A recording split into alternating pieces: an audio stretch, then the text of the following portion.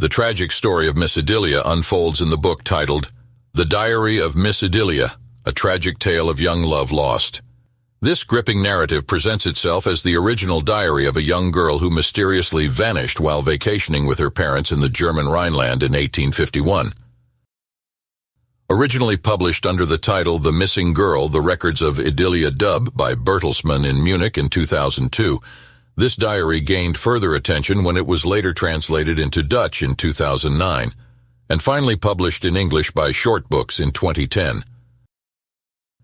The diary chronicles the unfortunate fate of Idilia Dub, a 17-year-old Scottish girl who went missing during a family trip to Germany in 1851.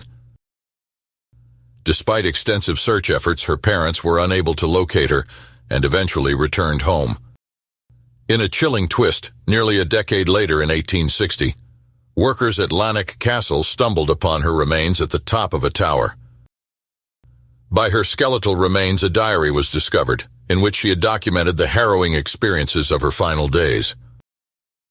Trapped at the tower's summit after a wooden staircase collapsed, Idilia endured unimaginable horrors without access to sustenance or water. Controversy surrounds the authenticity of the diary. Short Books, the English publishers, released it as a work of nonfiction, but acknowledged that its complete authenticity could never be fully verified.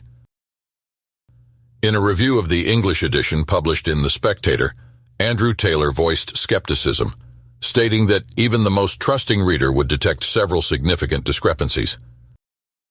He pointed out the presence of foreshadowing devices, anachronistic language, and the overall action-packed narrative, which raised doubts about the diary's veracity.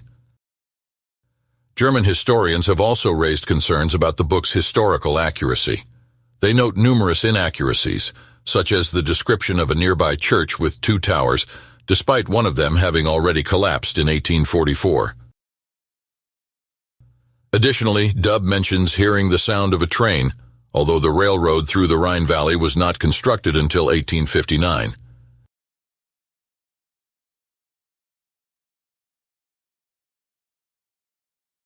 The Hands Resist Him is a renowned painting created by artist Bill Stoneham in 1972. It portrays a young boy and a female doll standing in front of a door with glass panels, which is surrounded by numerous pressed hands. Stoneham revealed that the boy in the painting is based on a photograph of himself at the age of 5. The door symbolizes the boundary between the real world and the realm of imagination and impossibility, while the doll represents a guide who will accompany the boy on his journey through it. The haunting image of hands represents alternative lives or possibilities. The painting gained notoriety when it became the subject of an urban legend and an internet meme in February 2000, after being listed for sale on eBay with a description implying that it was haunted. Originally showcased at the Feingarten Gallery in Beverly Hills, California during the early 1970s, it was part of a solo exhibition by Stoneham that received a review from the art critic of the Los Angeles Times.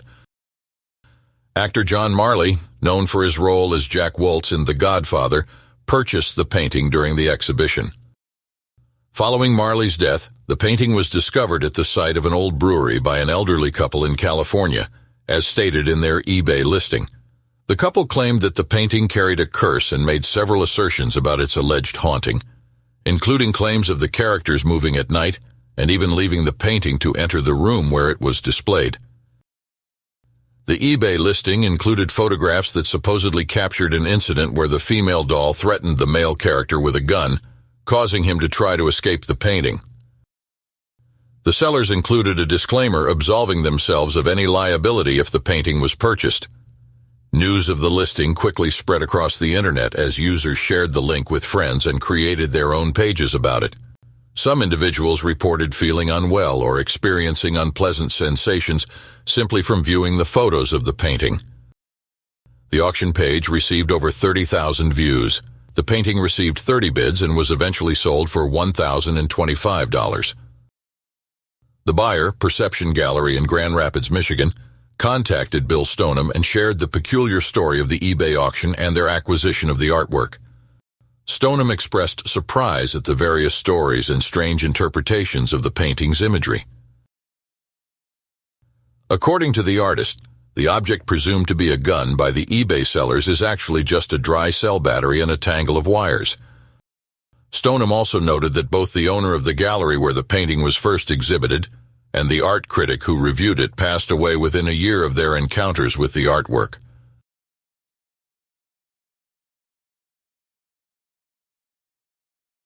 Robert Cletus Driscoll graced the screens of both film and television from 1943 to 1960. He achieved fame through his roles in several iconic films produced by Walt Disney Studios, including Song of the South, So Dear to My Heart, Treasure Island, and RKO's The Window. However, his most notable contribution was serving as the animation model and voice for Peter Pan in Disney's 1953 production. According to Mark Elliott's biography on Walt Disney, he affectionately regarded Driscoll as the embodiment of his own youth, favoring him as his favorite child star in live-action roles. Nevertheless, during a project meeting after the completion of Peter Pan, Disney expressed a change in his perception of Driscoll. In March 1953, just weeks after the theatrical release of Peter Pan, the 2-year extension of Driscoll's contract with Disney, which would have kept him connected to the studio until 1956, was abruptly canceled.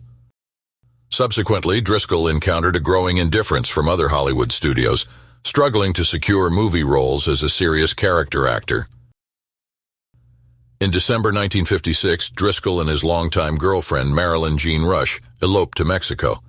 They later had 2 daughters and a son, but unfortunately their relationship did not endure, and they divorced in 1960.